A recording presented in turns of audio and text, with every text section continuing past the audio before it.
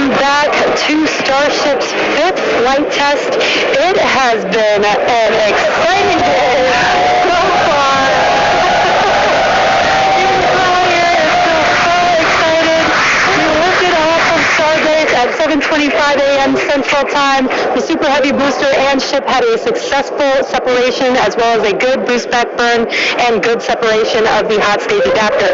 The Super Heavy booster then completed the landing burn with 13 Raptor engines igniting and slowing down the vehicle perfectly for Mechazilla to test the Super Heavy booster for the first ever land recovery of the vehicle.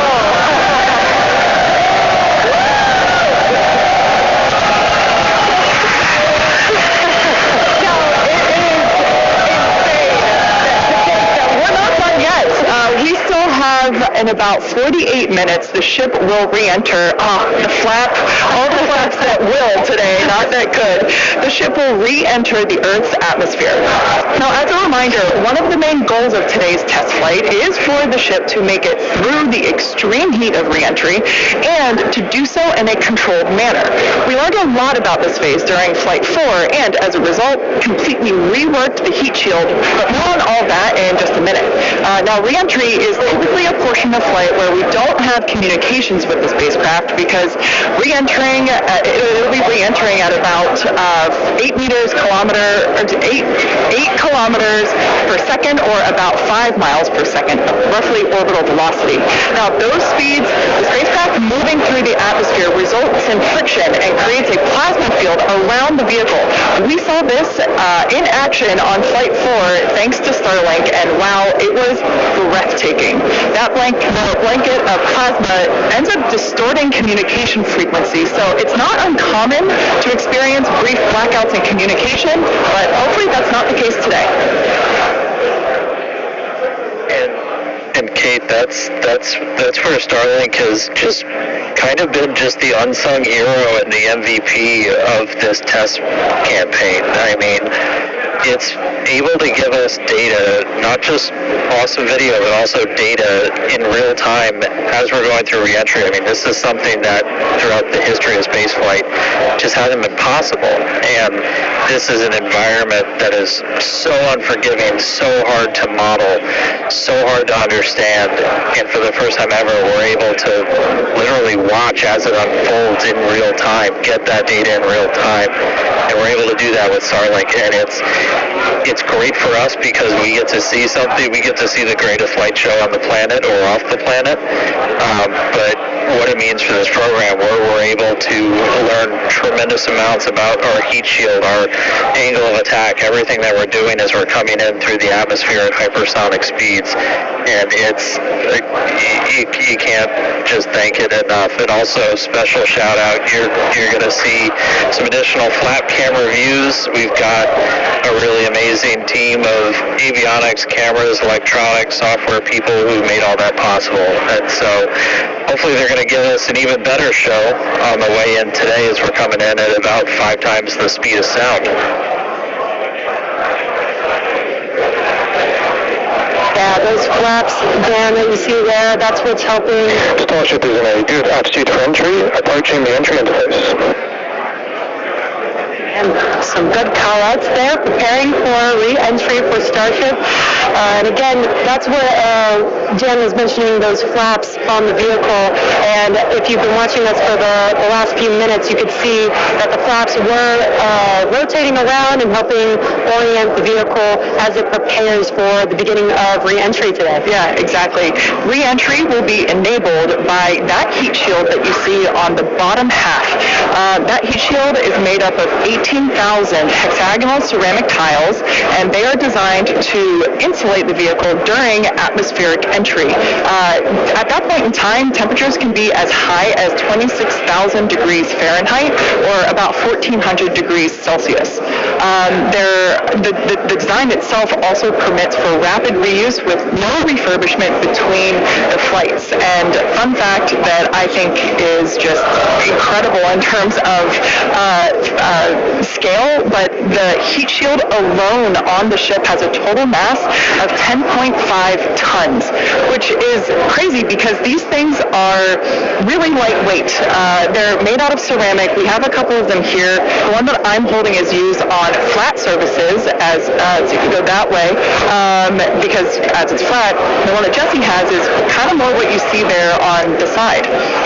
Yeah, exactly. And having these different shapes, the flat version and the curved version, allow us to cover a lot more of the surface area of the vehicle. Again, we need to protect every portion of it. So even those curved surfaces, and especially the hinge area, if you watch Flight 4, is really what we want to make sure that we protect. And yeah, Kate, these are very, very lightweight. But when you put 18,000 of them together, they add up to 10.5 tons, which is incredible. Now, we did mention earlier that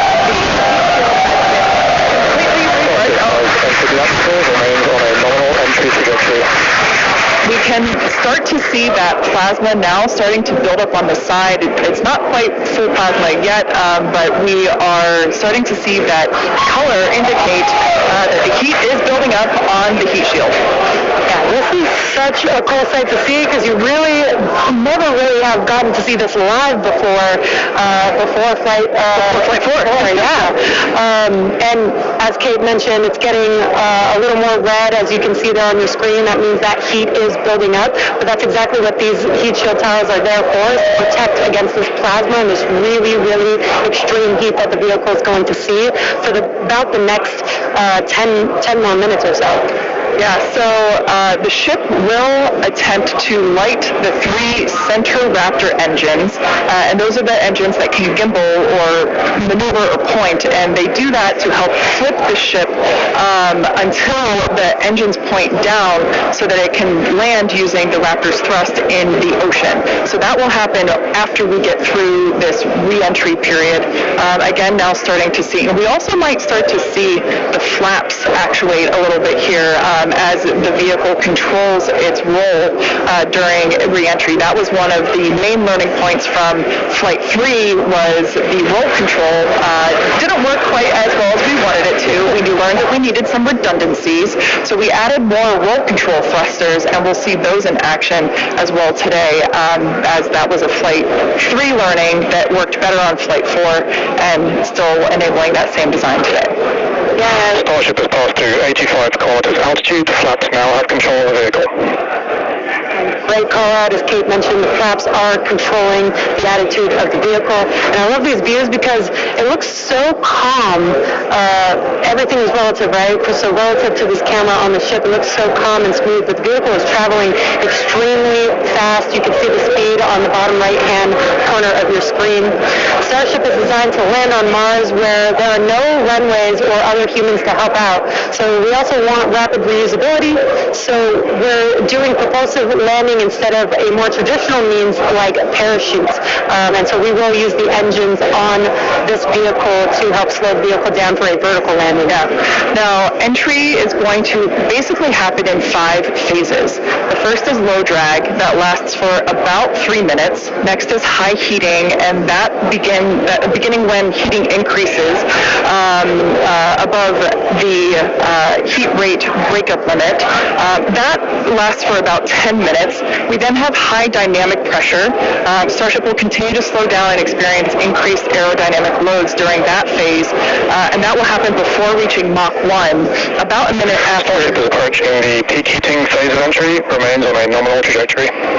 Okay, so that was phase 2 that he just called out that I was mentioning. After peak heating is that dynamic pressure around Mach 1, and that will last about a minute after leaving the hypersonic area, and then we go into subsonic, and then of course landing burn. Wow, what an incredible view.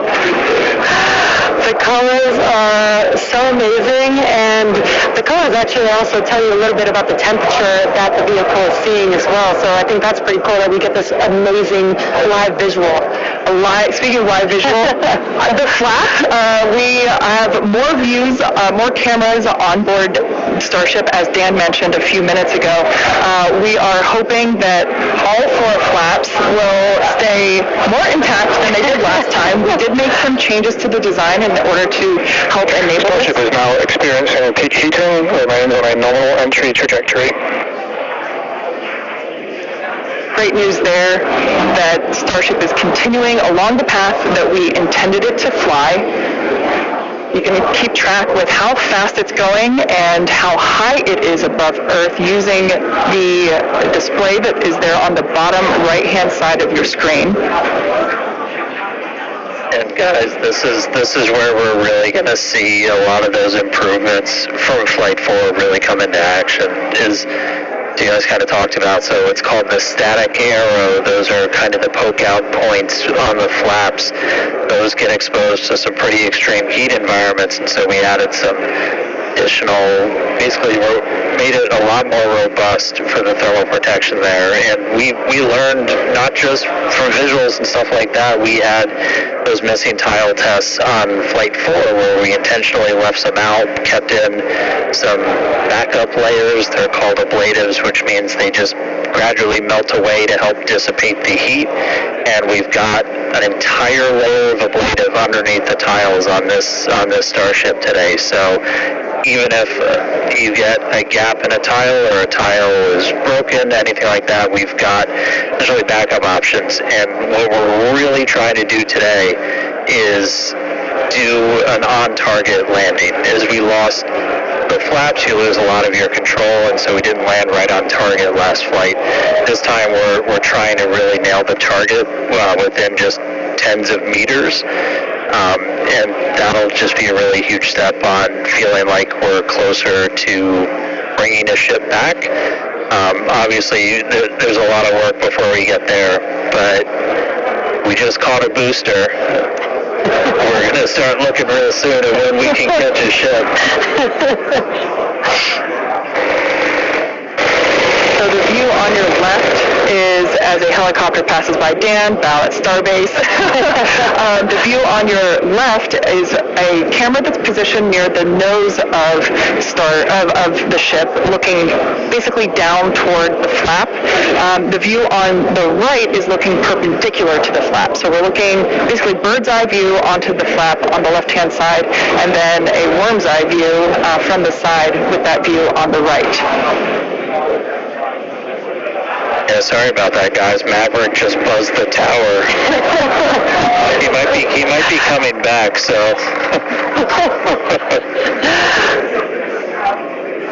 Now, these views brought to us by Starlink. It's incredible that we have this high-definition capability. In fact, that view on the left... Starship is now halfway through the heating phase of entry, remains on a good trajectory. So great news there, hearing that we're about halfway through the peak heating phase. Like I said earlier, this lasts roughly 10-ish minutes. And we did hear earlier that the flaps have control of the vehicle, so also good news there. It is incredible that we've basically had views the entire time. Yeah. Although my memory did black out a little bit after booster catch, so I think we have views. But all through the coast phase, we had some beautiful views of planet Earth behind the ship as it was in its orbit. Yeah, and I also do want to point out on your right-hand screen, we've got a more encompassed view of the flap. As we watched in Flight 4, the hinge area was the area where we got a little bit of that burn through. This view, this new camera view on the ship will help us be able to visually see more of what's happening in that area. And again, we have improved our heating tiles, and so hopefully we've protected the hinge a lot better this time. Chill has started. But again, these views are additional to the data that we get on these flight tests that help enable us kind of put the data that we get in the computer to the visuals that we see and try and align those and use that for improvements in the future. Now, we heard a call out there saying that engine chill has begun. This is an indication that we are starting to flow a little bit of the super cold liquid oxygen through the hardware, through the Raptor engine, specifically the turbo pumps, to help ensure that the hardware is at the right temperature before we give a full push, a full flow of propellant at engine startup. So all of that to say, we are getting closer to the landing bird. We definitely are, and again, if if you look at the bottom right hand of your screen, you can see the altitude that the ship is, and it has been slowly making its way closer and closer to Earth. We're currently at about 63 kilometers from planet Earth, and you'll see that number trend lower and lower as we get closer and continue through this re-entry.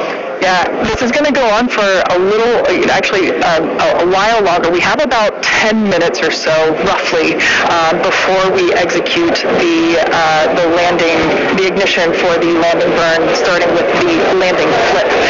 So we're making a controlled re-entry. This is one of the primary objectives for Starship today, is to demonstrate another controlled re-entry, even more controlled than what we saw on Flight 4. And so far, that is looking good.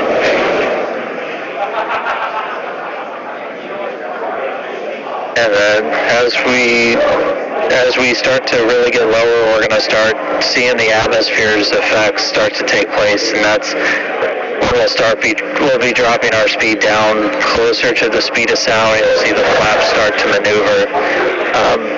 We were able to do a landing burn on Flight 4, which kind of caught all of us off guard. It was pretty incredible after seeing the flaps survive through.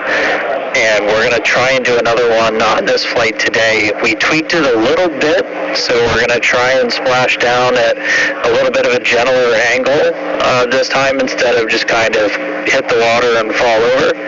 And the goal with that is try and keep the ship intact, and then if we're able to then get some additional video of it, again, that's just more data. And everything we can see, everything we can get extra, like a couple extra seconds or minutes of data coming from the ship out. Starship has to the peak heating in flight, approaching maximum entry dynamic pressure. All right, we're through peak heating. Coming up is basically max Q part 2, where we're going to hit kind of that part of the curve where we're still moving really fast, and the atmosphere is just dense enough that we're feeling the most pressure. But hopefully we're going to start feeling a little bit less heat now.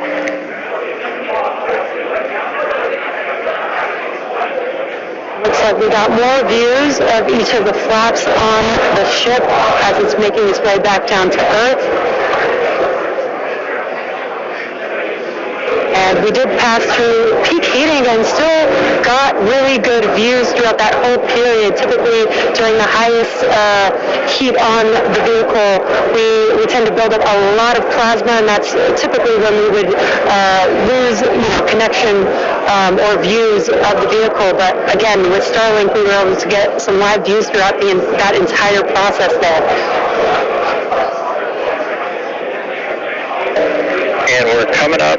We'll start here on a couple more milestones in about 4 minutes or so, when we start getting down to like the transonic, the subsonic, when we're starting to move closer to and beneath the speed of sound.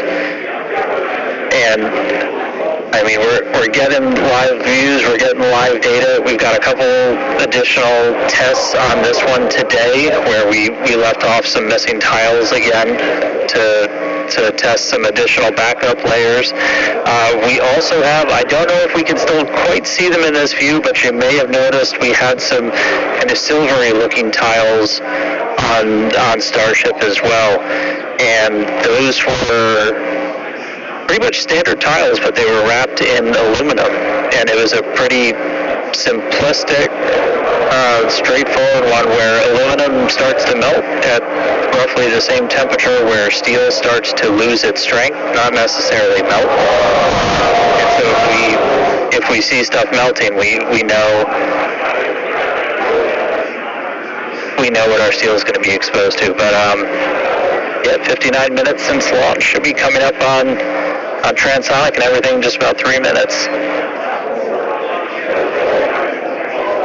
Now the views here, we have coverage of all 4 flaps.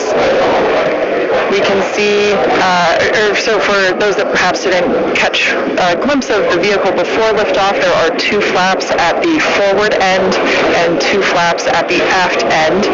The larger camera view that is there on the right-hand side of your screen, that is a view of one of the aft end or the bottom end flaps. we can start to see some heat buildup and peeking through on one of the flaps there in the top left-hand corner of your screen.